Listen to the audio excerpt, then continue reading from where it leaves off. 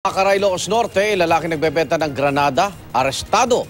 Sa Davao City, lalaking kakalaya lang matapos makulong ng 8 taon, balik kulungan matapos maaresto sa buy-bust operation. Dardoon ang balita sa probinsya. Kakalaya lang ng lalaking ito mula sa kulungan nitong nakaraang buwan nang maaresto muli siya sa isang buy-bust operation sa Davao City. Isang sachet ng shabu ang nakuha mula sa suspect na si Juke Pueblo. Bago nito, 8 taong nakulong si Pueblo dahil sa pagnanakaw. Nahuli naman sa police checkpoint si Mark Hill Kibod matapos magtapon ng kahina-hinalang bagay malapit sa nasabing checkpoint.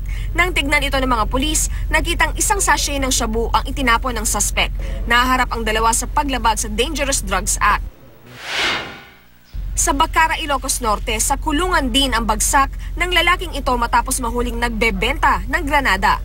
Ayon sa mga pulis Bacara, nakatanggap sila ng impormasyon tungkol sa iligal na aktibidad ni Reynaldo Bungkayaw kaya't agad silang nagkasa ng operasyon. Todo tanggi naman ang suspect sa paratang. Giit niya, hindi sa kanya ang naturang granada. Wala ng buhay ng matagpuan sa loob ng pagmamayari nitong boarding house sa Surigao City. Kwento ng mga boarder ng namatay na si Demery Salvador, ilang araw na nilang hindi nakikita ang may-ari ng boarding house. Nang mapag-alaman ito ng kanyang kapatid, ay dali-dali nilang pinasok ang kwarto ni Demery at dito nakita ang kanyang labi. Patuloy namang iniimbestigahan ng mga pulis kung ano ang ikinamatay ng biktima. Para sa unang balita, Victoria Tulad, reporting.